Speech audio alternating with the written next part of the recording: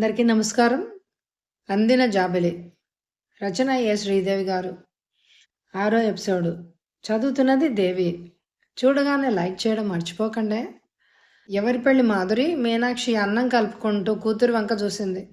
మాలతి వాళ్ళ అన్నయ్యదమ్మ చటుక్కున లేచింది పీట మీద నుంచి. ఉబికి వచ్చే కన్నీరు తల్లికి కనపడకూడదని పరుగులాంటి నడకతో వచ్చి గదిలో మంచం మీద వాలిపోయింది. మంజరి ఆశ్చర్యంతో శిలా ప్రతిమ అయింది. అక్క ఈ మధ్య అంత నిరాశగా, నిస్పృహగా, జీవం లేని దానిలాగా ఎందుకు తిరుగుతోందో అర్థమైంది. కట్టలు కట్టలు ప్రేమలేఖలు రాసిన వాడికి ఇదేం రోగమే? అక్క వీపు మీద చెయ్యి వేసి ప్రేమగా, బుజ్జగింపుగా నిమురుతూ కసిగా అడిగింది. మాధురి సమాధానం చెప్పకుండా వెక్కి వెక్కి ఏడుస్తోంది. మనసులో గూడు కట్టుకున్న వేదన అశ్రు రూపంలో వెలికి వస్తోంది. ఆమె అంతరంగ నిండా అగ్నిజ్వాలలు కమ్ముకున్నాయి. అమ్మ వస్తోంది, కళ్ళు తుడుచుకో. మంజరి కంగారుగా వీపు తట్టింది. అయినా కదలకుండా అలాగే పడుకుంది. ఎక్కిళ్ళు పడుతుంటే గుండె ఎగిసి పడుతోంది. మీనాక్షి కొంగకి చేతులు తుడుచుకుంటూ గదిలోకి వచ్చింది. అతనికి పెళ్ళైతే నువ్వు ఆడవడం దేనికే అనుమానంగా చూసింది. అక్కకి గడుపులో నొప్పిగా ఉందంటే, ఇది మరీ బాగుంది, ఏదైనా టాబ్లెట్ వేసుకొని పడుకోక, డాక్టర్వి నీకు మేము చెప్పాలా? సమాధానం ఏం చెప్పకుండా అలాగే ఉండిపోయింది. మీనాక్షి కొంచెంసేపు కూర్చుని యువతలకు వచ్చేసింది. మాలతక్క లెటర్ రాసింది చదివావా? అక్క కన్నీళ్లు తుడుస్తూ జాలిగా చూసింది. లేదు అన్నట్టు తలూపింది. కవరు చించి మాధురి చేతిలో ఉంచింది. నీటితో తడిసిన కనురెప్పల్ని అతి కష్టం మీద పైకెత్తి లేఖ చదవడానికి ప్రయత్నించింది. ప్రియమైన మాధురి, ఈ మిస్టరీ ఏమిటో నాకు అర్థం కావడం లేదు. ఏమైంది మీ ఇద్దరికి? తన ఆశయాలకి విరుద్ధంగా అన్నయ్య పెళ్లి చేసుకుంటున్నాడు. ఏం అడిగినా చెప్పడు. నాకెలా తెలుస్తుంది? అమ్మ నిమిత్ర మాతృరాలు. నువ్వు పెళ్ళికి వస్తున్నావా? నాకంతా అయోమయంగా ఉంది. మా ఊళ్ళో ఎమర్జెన్సీ ప్రభావం కనిపిస్తోంది. అక్కడ ఈ క్లిష్టమైన పరిస్థితిలో ఈ పెళ్ళి మా అన్నయ్య. వాడెప్పుడు నాకు అర్థం కాని సమస్య. ప్రేమతో మాలతి. ఉత్తరాన్ని మడిచి పక్కనే పడేస్తూ విరక్తిగా నవ్వుకుంది. ఏంటి ఆ నవ్వు? నా భయంగా ఉంది. అమాయకమైన మంజరి మొహంలోకి వాత్సల్యపూరితంగా చూసింది. భయం ఎందుకు మంజు? ఇలా ఎందుకు జరుగుతుందో కానీ నిర్లిప్తంగా అంది. అవతల కొంపలంటుకుపోతూ ఉంటే ఏంటే నీ వేదాంతం? నేనైతే ఆ రాస్కెల్ని ఆ చెంప ఈ చెంప వాయించి ఆగు. నువ్వు నేను కాదు కదా. అందుకే ఇలా బాధగా నవ్వింది. ఆమె కళ్ళు శూన్యంలో దేనికోసమో వెతుక్కుంటున్నాయి. ఈ జీవితానికి ఏదో శాపం తగిలింది. అందుకే అడుగడుగునా ఈ విఘాతాలు. అక్క, ఏంటి నీ చాదస్తం? అతను కాదనుకుని తిరస్కరిస్తే నీకెందుకు మనోవేద? అసలేం జరిగిందో చెప్పవు? అక్క గడ్డం పట్టుకొని లాలనగా చూసింది మంజు. ఏది జరగకూడదో అదే జరిగింది మంజు. ఇంక ఇప్పుడు ఏమనుకుని ఏం ప్రయోజనం లేదు. ఎందుకుండదు? నేను వెళ్ళి మాలతితో మాట్లాడతాను. ఈ పెళ్ళి ఆపమని చెప్తాను. పిచ్చి పిల్ల, ఇది సినిమా అనుకున్నావా? ఇంత జరిగి శుభలేఖలు ప్రింట్ అయ్యాక పెళ్ళి అయిపోతే వాళ్ళకి ఎంత అవమానం. పోన్లే మంజు, వదిలేయి. అమ్మ వింటే గొడవ లేవదీస్తుంది. జరిగిన వాటి గురించి ఆలోచించి బాధపడ్డం దేనికి? నువ్వు ఇలా ఉంటే మాత్రం నేను ఊరుకోను. రేపే వెళ్ళి ఆ శ్రీనాథుని చొక్కా కాలర్ పట్టుకొని లాక్కొచ్చి నీ కాళ్ళ ముందు పడేస్తాను. అది అంత తేలిక అనుకున్నావా? ఎందుకు కాదు? ఆడపిల్లల జీవితంతో ఆడుకోవడం తమాషా అనుకుంటున్నాడా ఆ పెద్ద మనిషి? ఆవేశంతో ఆమె పెదవులు అదురుతున్నాయి. చెంపలు ఎర్రబడ్డాయి. తప్పు మన దగ్గరే ఉంది మంజు. అమ్మకి చెప్పకుండా నేనే తాత్సారం చేశాను. అతను ఇంత తొందరపడతాడు అని అనుకోలేదు. దీర్ఘంగా నిట్టూర్చి ఊరుకుంది. అక్క పిరికితనమే దీనికి కారణమని మనసులోనే విసుక్కుంది. అర్ధరాత్రి దాటినా మాధురికి నిద్ర రావడం లేదు. శ్రీనాథ్ పెళ్లికి ఇంకా 2 రోజుల వ్యవధి ఉంది. హృదయాంతరాల సీమల నుంచి నెట్టూర్పు దూసుకొచ్చింది. ఇంట్లో ఉక్కగా ఉందని అందరూ దొడ్లో పక్కలేసుకొని పడుకున్నారు. డాక్టర్ గారు ఇచ్చిన వైద్య గ్రంథం చదువుతూ పడుకుంది మాధురి. మానసికంగా రోగాల మనస్తత్వాల గురించి ఎలా ట్రీట్ చేయాలో, మానసికంగా బాధపడే వారిని ఎలా ఓదార్చాలో, వారిలో ఎలా ఆత్మస్థైర్యం కలిగించాలో వివరంగా ఉంది. ఆ పుస్తకాన్ని పక్కన పడేసే ఆలోచనలో మునిగిపోయింది. మనసారా కోరుకున్న సుధాకర్ని తిరస్కరించి తాను పొరపాటు చేసిందా?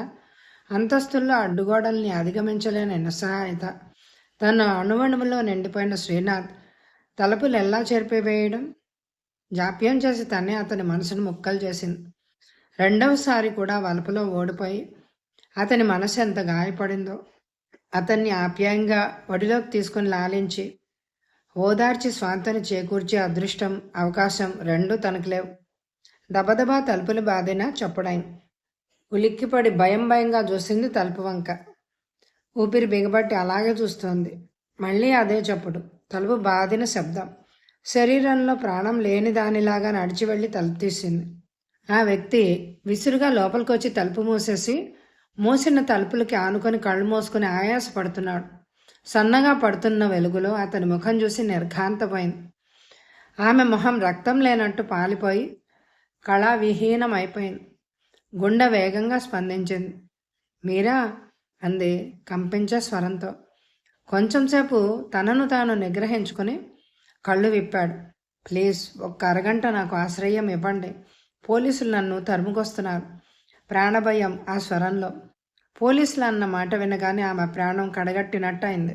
లోపలికి రండి అంది హీన స్వరంతో. అతను తల వంచుకొని మెల్లగా లోపలికి వచ్చాడు. గదిలోకి వచ్చాక ఆ వెలుగులో అతని మొహం చూసి కోపంతో అదిరిపోయాడు. క్షమించండి, మీ ఇల్లు అనుకోలేదు. ఆ కంగారులో సరిగా చూసుకోనూ లేదు. విసురుగా అనేసి గిరుక్కున వెనక్కి తిరిగి వెళ్ళబోయాడు. క్షణం కూడా ఆలస్యం చేయకుండా అతని చేయి గట్టిగా పట్టుకుంది. ఆ స్పర్శ అతనికేదో చెప్పినట్టయింది. ప్లీజ్, నన్నింకా చిత్రవద చేయొద్దు. లోపలికి రండి. ఆలస్యం చేయకండి. ఏం జరిగిందో చెప్పండి. ఇప్పుడు మిమ్మల్ని విడిచిపెడితే జీవితాంతం నాకు మనశ్శాంతి ఉండదు. అతను శిలా విగ్రహంలాగా నిల్చుండిపోయాడు. వద్దు మాధురి, నన్నిలా బ్రతకనివ్వు. స్థిరంగా ఉంది ఆ స్వరం. మాధురి కన్నీళ్లు సెలయేళ్ళు అయ్యాయి. అతని చేయి వదిలేసి హృదయం మీద వాలిపోయింది ఆర్తిగా. అతని కంఠానికి చేతులు పెనవేసి I love you Srinath, I love you. ఆ కంఠస్వరం మెల్లగా ఏడుపులోకి దిగింది. గుండెలు ఎగిసిపడేలా, శిలలు కరిగేలా, అలలు విరిగేలా, మనసుతో కలిసేలా. అతన్ని ఆవరించుకున్న నిగ్రహపు పొర ఒకటొకటే వేడిపోసాగింది. కరడుగట్టిన హృదయం ఆమె కోమల స్పర్శతో కరిగిపోసాగింది. వెచ్చగా తగులుతున్న ఆమె అధరాలు అక్కడి నుంచి మనసుకేదో వింత సందేశాన్ని పంపిస్తున్నాయి. అతని చేతులు అప్రయత్నంగా ఆమె నడుముని పెనవేసి ఆ వీపుని ఓదార్పుగా నిమిరాయి. తన ముఖాన్ని అతని ముఖం దగ్గరగా చేర్చి ఏమేమో అంటూ గొణుగుతోంది. అతని హృదయం ఎంతో పరవశం చెందింది.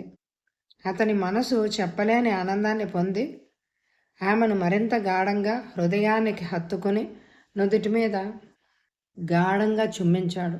ఆమె ఇంకా అతనిలో ఇమిడిపోయింది. ఆమెకు శరీరం, మనసు ఎంతో తేలిక పడ్డట్టాయి. My sweet Madhu, how can, why will without you. ఎందుకు నా మనసు నొప్పించావు? నన్ను క్షమార్పణ కోరడానికి వస్తానని క్షణక్షణం ఎంతో ఆశతో ఎదురుచూశాను. నా ఆశ నిరాశ చేసి నా గుండెని రంపపు కోత కోసావు.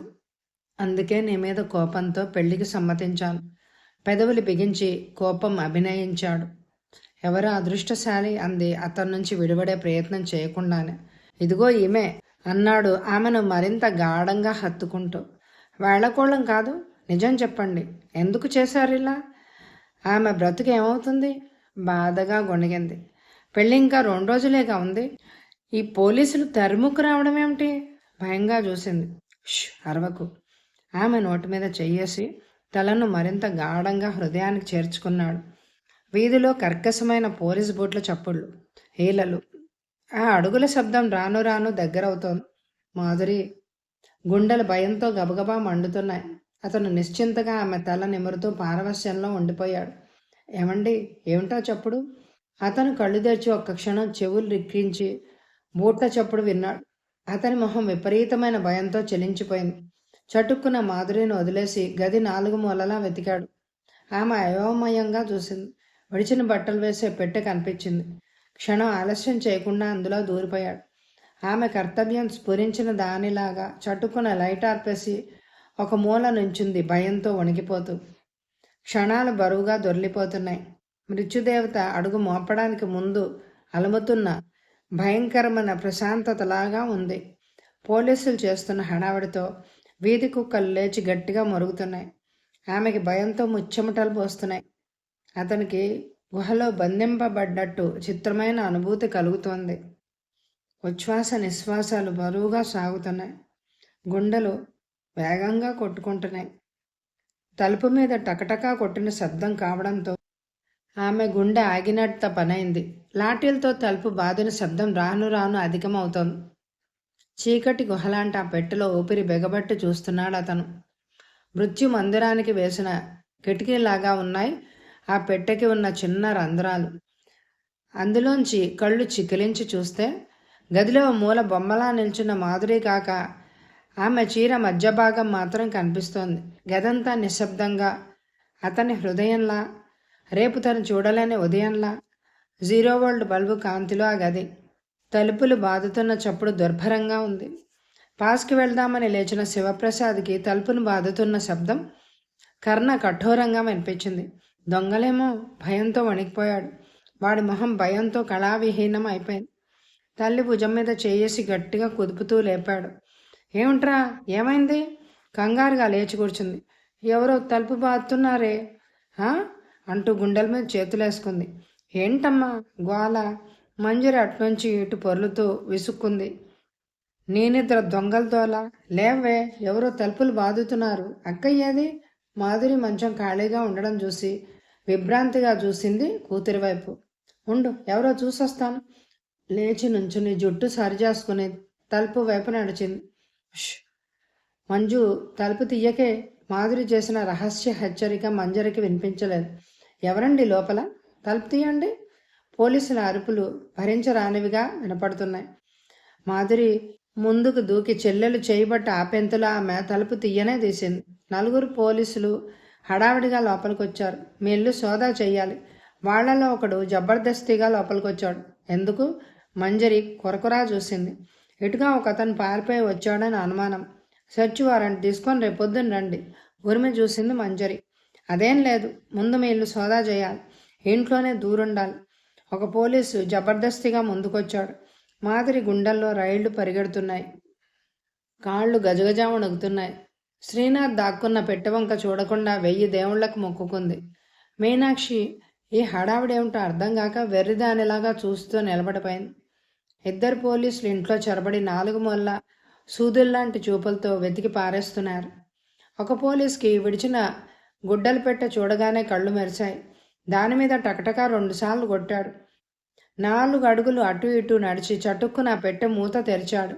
మాధురి కెవ్వున అరవబోయి గొంతు నొక్కుంది. మనిషి స్మృతి విహీనంగా అయిపోయి పడిపోవడానికి సిద్ధంగా ఉంది. ఇతను మీకు తెలుసా? శ్రీనాథ్ని చూపించి అడిగాడు పోలీస్ మంజరి వంక. మీనాక్షి దశ మాధురి వైపు మార్చి మార్చి చూస్తూ. మాకెట్లా తెలుస్తుంది? ఇతని ముఖం మొహం మాకు తెలియదు. ఎలా వచ్చాడో మంజరి ధైర్యం చేసి గట్టిగానే అనేసింది. మాధురి పెదవులు తడి ఆరిపోతున్నాయి. శ్రీనాథ్ వంక సూటిగా చూడలేక తలదించుకుంది. బాబు, ఈ గొడవ ఏంటో మాకు తెలియదు నాయన. ఇతను మాకు తెలియదు. దొంగ? మాధురి గుండెల్లో ఆటంబాంబు పేలింది. శ్రీనాథ్ చటుక్కున తలెత్తి మాధురి వంక ఒక్క క్షణం తీవ్రంగా చూసి తలదించుకున్నాడు. దొంగ కాదు, అంతకన్నా ఎక్కువైన నేరం. మేం పోతున్నాం. మీకేం తెలియదంటున్నారుగా. రాస్కెల్, గోడ దూకి వచ్చి ఉంటాడు కసిగా అంటూ ముందుకు తోశాడు అతన్ని. మాధురి కళ్ళు చీకట్లు గమ్మాయి. పోలీసులు వెళ్ళిపోగానే స్పృహ తప్పి చెల్లెల చేతుల్లో తోటకూర కాడలా వాలిపోయింది. తలుపులేసుకుని చైతన్యం లేకుండా పడి ఉన్న పెద్ద కూతుర్ని పట్టుకుని గొల్లుమంది మీనాక్షి. శివప్రసాద్ తల్లి ఏడుపు చూసి తాము ఏడుపు లంఘించుకున్నాడు. అక్కకి ఏమైపోతుందోనని ఆ పసి హృదయాలు తల్లడిల్లిపోతున్నాయి. మంజరి గబగబా వంటిట్లోకి వెళ్ళి నీళ్లు తెచ్చి అక్క ముఖం మీద చల్లింది. స్మెల్లింగ్ సాల్ట్ తెచ్చి వాసన చూపించింది. 5 నిమిషాలు గడిచాక కానీ మెల్లిగా కళ్ళు విప్పలేదు ఆమె. కళ్ళు విప్పగానే శ్రీనాథ్ దీన వదనం కళ్ళ ముందు కదిలింది. చివరిసారి అతను చూసిన చూపు ఆమె హృదయాన్ని ముక్కలు ముక్కలుగా కోసేసినట్టుగా ఉంది. చెల్లెల్ని కావలించుకొని బావురుమంది. మంజరి హృదయంలో తలదాచుకొని చాలాసేపటి వరకు వెక్కిళ్ళు పడుతూనే ఉంది. కూతురు భయపడిపోయిందని సరిపెట్టుకుంది మీనాక్షి. ఆ రాత్రి వాళ్ళిద్దరికీ శివరాత్రి అయింది. ఒక్కొక్కరికి ఒక్కొక్క విధంగా తెల్లారింది. మాధురికి కన్ను మూసినా తెరిచినా శ్రీనాథ్ వదనమే ప్రత్యక్షమవుతోంది. మనసు వేదనతో నలిగిపోతోంది. సూర్యోదయం అయింది, కానీ మాధురి మనసులో చీకట్లు తొలగిపోలేదు. మంచం మీద నిర్జీవంగా పడుకుని ఎటో చూస్తోంది. మనసంతా మహాశ్మశానంలాగా ఉండి చితిమంటల్లాంటి స్మృతులు గుండెని కెలుకుతున్నాయి. నిట్టూర్పు సెగలతో ముఖమంతా కమిలి నల్లగా మారిపోయింది. ఎరుగు పొరుగు వాళ్ళు ఒక్కొక్కరే వచ్చి పరామర్శించి వెళ్తున్నారు. మాధురిని వింతగా చూసి పాపం షాక్ తిందేమో అని సానుభూతి చూపిస్తున్నారు. ఏదో గొడవ జరిగి ఉంటుంది, లేకపోతే ఎన్నడూ లేనిది ఇలా జరగడం ఏమిటి? కొందరికి కనుబొమ్మలు అనుమానంతో ముడిపడిపోతున్నాయి. విషయం తెలిసి డాక్టర్ శ్రీనివాసరావు వచ్చాడు. ఆయనకి మాధురి మీద అపారమైన వాత్సల్యం. తండ్రిని కోల్పోయి ఆ కుటుంబ భారాన్ని సహనంతో మోస్తున్న ఆ సున్నిత మనస్కురాల్ని చూస్తే ఆయనలో పితృహృదయం జాలితో నిండిపోతుంది. మీనాక్షికి ధైర్యం చెప్పి మాధురి పడుకున్న గదిలోకి వచ్చాడు. కుర్చీ ఆమె మంచం దగ్గరగా జరుపుకుంటూ మాధురి అని పిలిచారు ఆప్యాయంగా. ఆ పిలుపులోని అభిమానానికి ఆమె హృదయం స్పందించింది. చల్లగాలి సోకితే వర్షించిన మేఘ మాలికలాగా అయిపోయాయి. ఆమె కళ్ళు జలజలా వర్షించాయి. ఏమిటమ్మా మధు, నువ్వే ఇలా అయిపోతే ఎలా? అసలేం జరిగింది? తలా వారు రకంగా చెప్పుకుంటున్నారు. అసలేమిటో నాకు చెప్పు. నీకు తెలుసా అతను? ఆమె జుట్టు నిమురుతూ ఆప్యాయంగా అడిగాడు. ఏదో చెప్పాలని నోరు తెరిచి తననే పరీక్షగా చూస్తున్న తల్లిని గమనించి ఆగిపోయింది. ఏదో చెప్పాలని తపన పడుతున్న ఆమె కళ్ళు చెప్పలేని నిస్సహాయత, ఆమె మనసు గిలగిలా కొట్టుకుంటోంది. సాయంత్రం హాస్పిటల్కి రా మాధురి. రాగలవా? వస్తాను అన్నట్టు తలూపింది. ఆయన ఎన్నో రకాలుగా ధైర్యం చెప్పి వెళ్ళిపోయాడు. మాధురి మనసులో లేదు. ఎవరు నోరెత్తలేని పరిస్థితి. శ్రీనివాసరావు గారికి తెలిసిన ఒక సబ్ ఇన్స్పెక్టర్ ద్వారా శ్రీనాథ్ గురించి ఆమె ఆచూకీ తీసి అతన్ని ఆ నరకం నుంచి తప్పించాలని చూసింది. కానీ ప్రయత్నం చేసిన మీదట అది ఎంత అసాధ్యమో తేలిపోయింది. హాస్పిటల్ నుంచి వెళ్తున్నా ఎవరో తనను వెంబడిస్తున్నట్టు అనుమానంగా ఉంది. ఎవరిని గురించి ఆచూకీ తీయాలన్న అనుమానంగా ఉంది. ఒక వ్యక్తికి సంబంధించిన వాళ్ళంటే గొలుసులాగా దొరికిన వాళ్ళందరినీ నిర్బంధంలోకి తీసుకుంటున్నారు. ముఖ్యంగా ఆర్ఎస్ఎస్ మీద నిప్పులు కురిపిస్తోంది ప్రభుత్వం. ఆ రోజు సాయంత్రం హాస్పిటల్ నుంచి ఇంటికెళ్తూ జలజని పలకరిద్దామని వాళ్ళ ఇంటి వైపు వెళ్ళింది. ఎప్పుడూ 10 మంది మనుషులతో సందడిగా కోలాహలంగా ఉండే ఇల్లు నిశ్శబ్దంగా శ్మశానంలా ఉంది. ముందు హాల్లో ఎవరూ లేరు. మాధవి బితుకుమంటూ లోపలికి వెళ్ళింది. పాలిపోయిన ముఖంతో జలజ ఎదురొచ్చింది. మాధురిని చూడగానే శుష్క హాసం చేసింది. నాన్నగారిని బాబాయిని అరెస్ట్ చేశారు. అన్నయ్య మాత్రం తప్పించుకొని తిరుగుతున్నాడు. జలజ నోటి నుంచి ఆ వచ్చిన పొడి మాటలు విని గుండె జల్లుమంది అమ్మాయికి. ఎన్నాళ్ళైంది? 10 రోజులు. అమ్మ అన్నం ముట్టడం మానేసింది. ఏ జైలుకి తీసుకెళ్లారో తెలియదు. జైళ్లలో సంబంధించిన వారిని పెట్టే బాధలు ఎక్స్రే పత్రికల్లో చదువుతుంటే ఒళ్ళు జల్దరిస్తోంది. అవును, మీ ఇంట్లో ఏదో గొడవ జరిగిందని విన్నాను. జరిగిందంతా క్లుప్తంగా చెప్పి కన్నీళ్లు పెట్టుకుంది. ఈ ఊళ్ళో ఒక కానిస్టేబుల్ ఉన్నాడు మధు. అతడు ఈ ఎమర్జెన్సీకి వ్యతిరేకి. ఏదైనా సహాయం చేస్తే అతనే చేయాలి. మాధురి మనసులో చిన్న ఆశాజ్యోతి వెలిగింది. జలజ, అతను మీ కుటుంబానికి బాగా తెలుసా?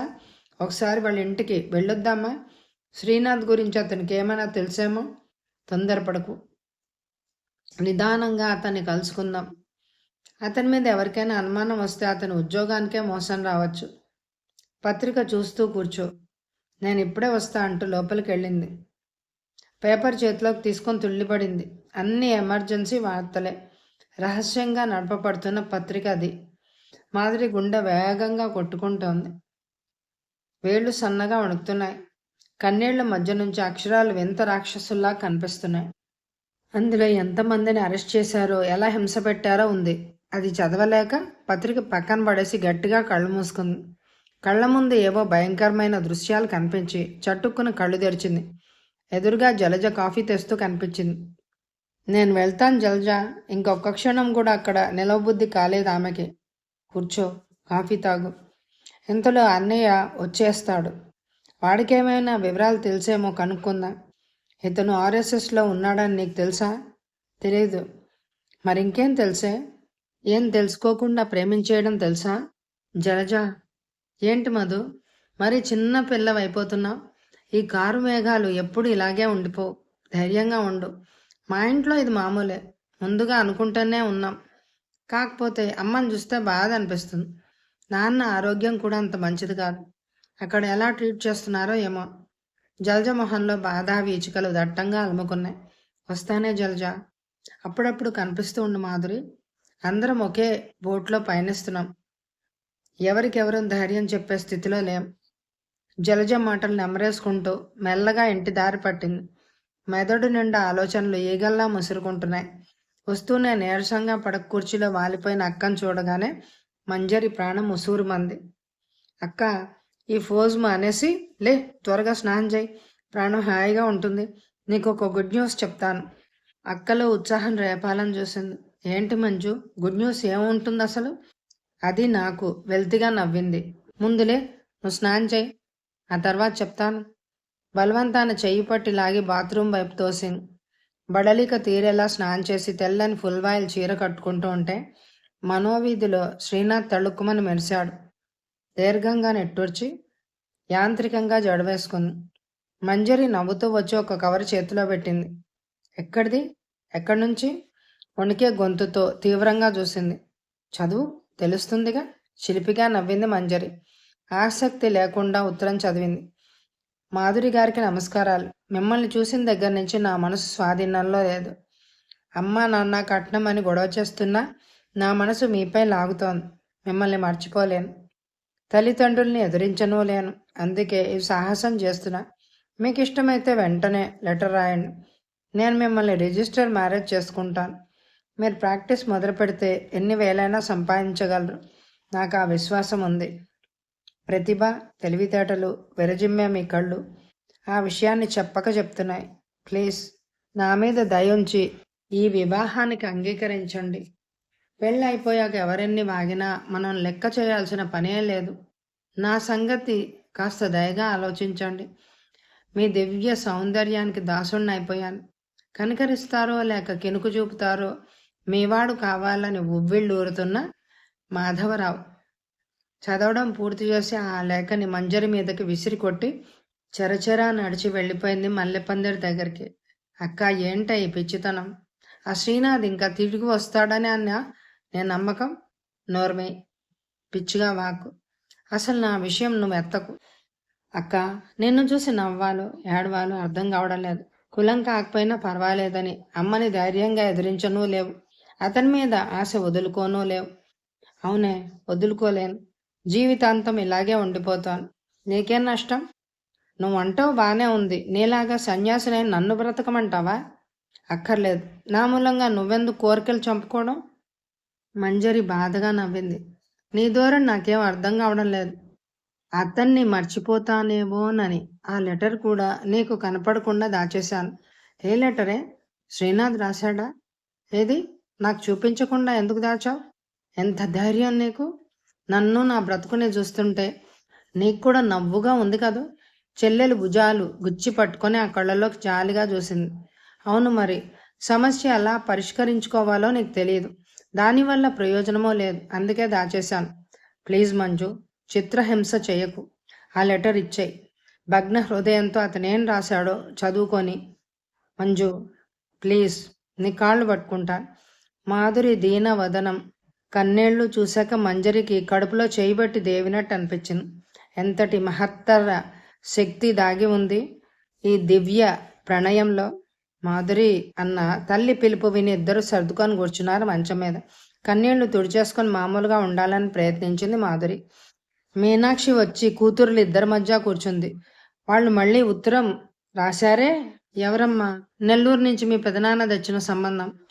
నచ్చారుట. 10,000 కట్నమిస్తే ఈ మాసంలోనే మంచి ముహూర్తాలు ఉన్నాయని రాశారు. ఏమంటావు మాధురి?